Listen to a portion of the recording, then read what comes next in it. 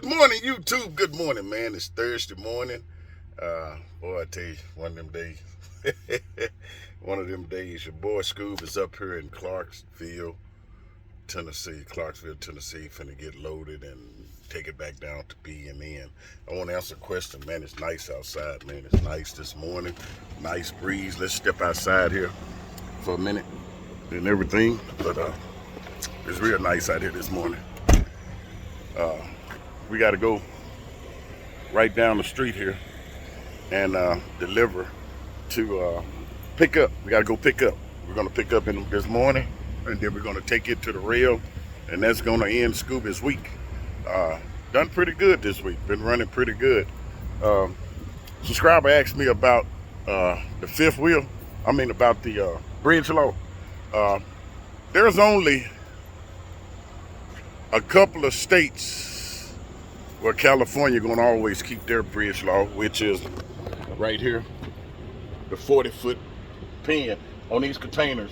J.B. Hunt marked all their containers with a 40-foot. Any load you pick up and it's going to California, you got to make sure you can scale that load in that spot right there, the 40-foot and everything. Now, that's on a 53-footer. Back when I started, man, we had 44, 42s, 25s, 48-foot trailers. If you would take a tape measure and hook it to the back of your ICC bumper, which is what DOT gonna do, they're gonna take their tape measure, they're gonna hook it right here, and they're gonna stretch it. And that's gonna tell them 5 feet from the rear.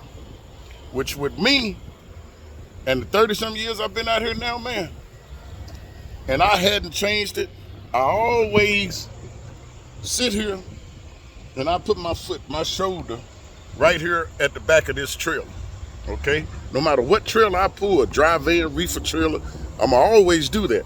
And you're gonna put your shoulder there, and you're gonna just count. Let me take the phone. All right, put it at my feet. You're gonna just put your foot, you're gonna go 1, 2, 3, 4, 5. Where the tip of your toe is, you turn. Okay? And when you turn, wherever your foot is, you mark that trailer. That's 5 feet. That is 5 feet from the rear. Guarantee you, if you look at where this is, that's 5 feet now. I stepped off. That's the mark. Look where you tie your trailer back. This way you hook your trailer door at. So your trailer door is going to stop right here. So if you put that mud flap right there, anywhere in here, you're going to hit your 48-foot mark. Because on a 48-foot trailer, your mud flaps don't go back no further. That's how you determine where your load is. Now, let me say this. If you at a customer and there's a scale right up the road from you, 9 out of 10, that scale master already know what companies are around there that will let you come across the scale. They'll say, okay, ain't nowhere for him to scale that load. I know this customer down here is known for putting overweight. Let's put him on the scale. They will give you that break. They will give you that break. But if you count off 5 steps from the rear, up, mark it, put your mud flap there, or if you open these doors and you look in that trailer, if you can look in the trailer, sometimes you can't because they seal it. If you can look in that trailer and see where that load stopped, wherever the back of that last pallet stopped, set your mud flap bracket there. Set the mud flap bracket right up under that pallet. Line that mud flap bracket with the pallet at the back of that pallet. Line it up right there. Guarantee you, you won't be overweight. You might be a little bit up there on a little heavy, but you ain't gonna be over 34, and you might be 33, 4 up there, and you might be 32 back here, or something like that. But then you can slide the tandem forward and balance out your weight. Always remember, like I told you, carry the weight. Don't pull the weight. Carry the weight. Pull the trailer. Carry the weight. Pull the trailer. What I mean by that, put most of your weight on your drives. That way you're not pulling it up the hill.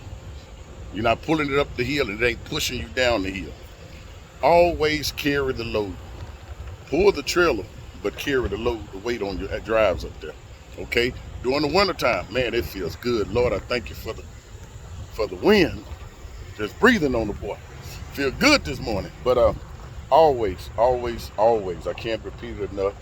Always scale your loads, y'all. Scale your loads. With me, I normally don't scale a load if it's under 35,000.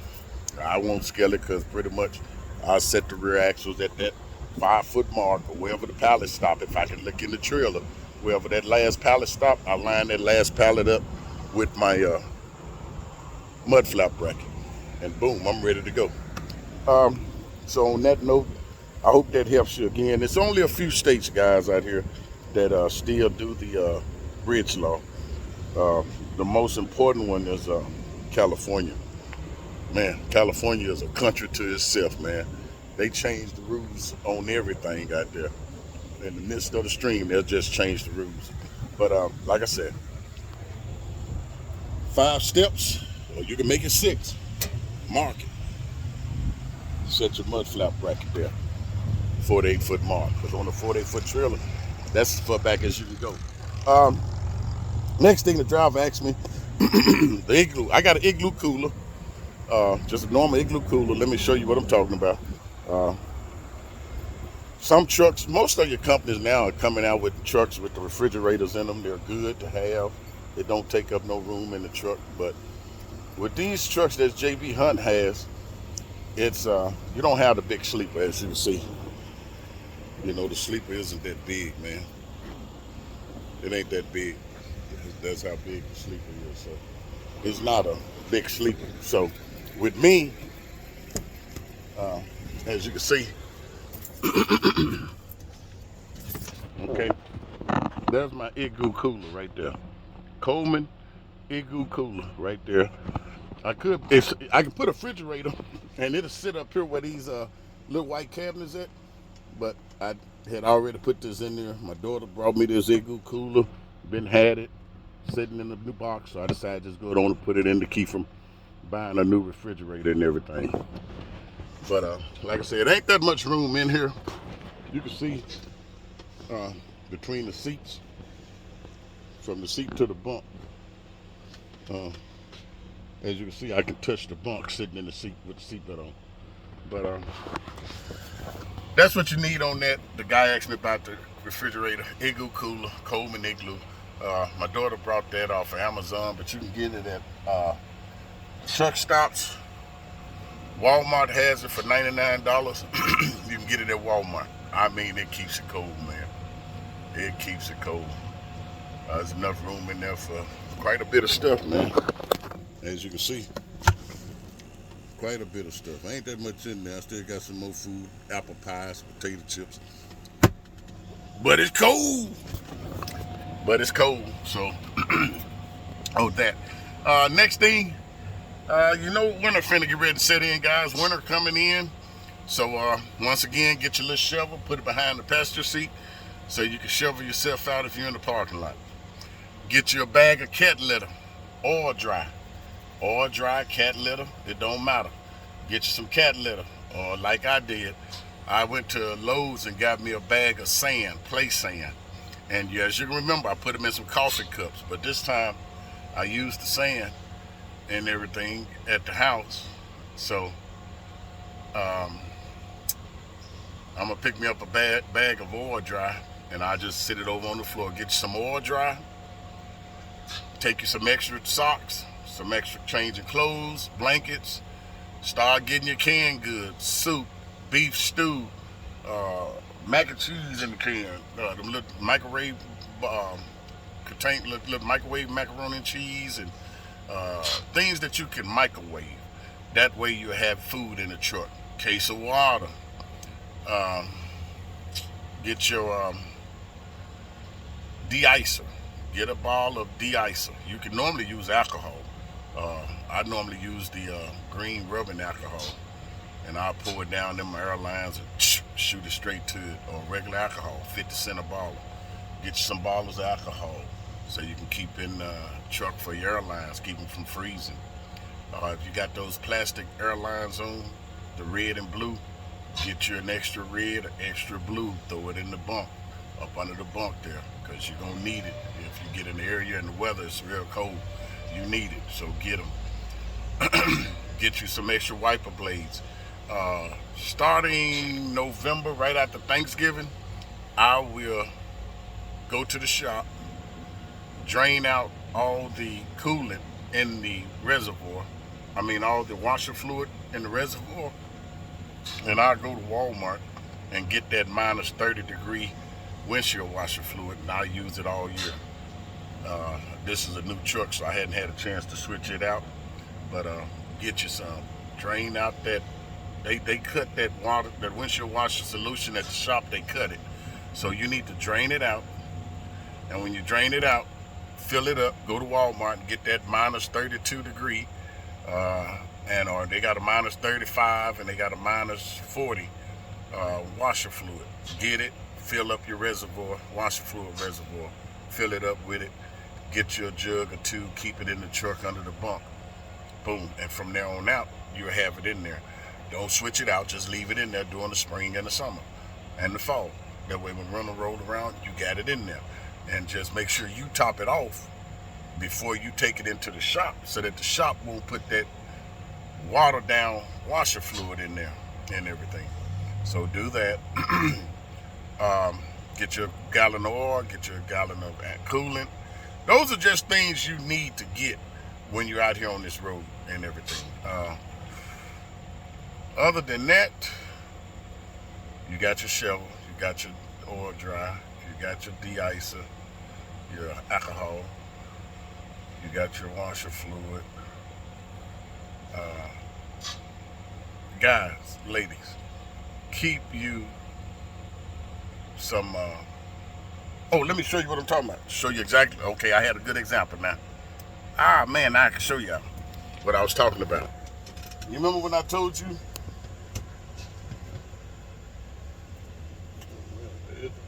When I told y'all to get you some of this silver tape from Walmart or from Harbor Tools, they got two kinds. They got this kind, which is just a aluminum peel-off, water resistant, and then they got the kind with the tar on the back of it that seals it. Okay, let me show you what happened, man. Flip the camera around right quick. I picked this trail up at a customer. I picked this trail up at a customer. Let me flip the camera. There you go. See? They had a hole in there. Somebody run the forklift through it, I guess. But anyway, it don't look like it, because you see a scuff mark up there? That's the way it looks. So I'm thinking somebody hit it from outside here, trying to bag a trailer in or something and run it to the side of it. Because as you can see those two black marks up there, they were right here.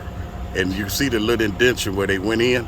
So I put some of the black tar on this side, and then I went inside and put the same tar on the inside. It's got tar on it, sticky tar on the side of the silver tape. Then I came back and I just went over that there with that aluminum tape there. And that's what it does, is water seal it, waterproof, and won't leak. That's how they're sealing the trailers. And sometimes they'll come in and put a piece of metal over it and weld a piece of metal over top of it and stuff. So, like I said, other than that, that's all that is right there.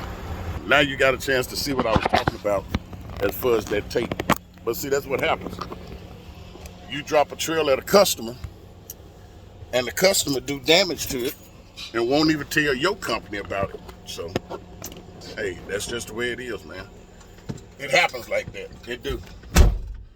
It happens like that. So, like I said, other than that, hey, it's trucking. It's trucking. But today is Thursday. I can't pick up to 7. It's 6:40. I'm waiting on 6:45. Then get out and do a pre-trip. And once we do our pre-trip, we'll leave here at 7. Go 1 mile down the road here behind me and check in. Get loaded. It's a live load and everything. Boy, I tell you, I don't know about some of these companies, man. But anyway, it's a live load. We'll get live load and then we'll go from there. I don't know how these companies, well, I do know how they're doing it. They're paying zip code to zip code. They're not paying you address to address. I think it's unfair, but hey, all these years has always been like that. You got companies out there now paying off the hub. You got some that do pay zip code to zip code. I mean, address to address. You do have some out there that pays address to address, but boy, I tell you, it's a mess, y'all. It's a mess, but I thank God. Still going strong, still out here running. Owe it all to him. I really do. I really do. Um, it's been tough. It's been tough out here on this road. Uh, I don't know. Once again, let me get ready to get this pre-show started. But guys, ladies, I'm gonna bring this to an end. No matter what color you are, white, black, Mexican, Latino, Hispanic, it doesn't make a difference. I've always said that. I've always said, do your homework, do your research. Now I'm going to add to do your homework, do your research, and respect your fellow drivers. I want to add something to that. Check your equipment every time you leave it. If it's for 5 minutes, check it. 3 minutes, check it. 30 minutes, check it. Anytime you leave your equipment and you come back to it, check your equipment every time. Whether you drive a box truck, tractor trailer, tanker, flatbed, oversized load, or whatever the case may be, check your trailer every time. When you come back to that vehicle, walk down the right side, looking it up and down, all the way around and all the way back to the front, to your side of the door. Check your equipment every time, people. Please check it. Next video, I'm going to give you a shot of the things I went over and what to carry on the truck, because Scoob got most of his, I got most of the stuff at the house already just sitting in my storage building. So I get it out and show you everything that I just told you all. And I got some shots of the truck stop things. I'm gonna put that up to get at the truck stop. Get you some battery cables, get you some jumper cable. That's one thing about a refrigerated that I love. If my truck sat there and I didn't crank my truck up and the battery went down on it, man, all I gotta do is plug in hook up the cables to the reefer unit, start the reefer up, boom, it jump started my truck. That's the best thing about hauling a refrigerated trailer, man. That's the good thing about it. But like I said, start today. Start today, start right now. Every time, once again, every time you leave your equipment, walk around and check your equipment.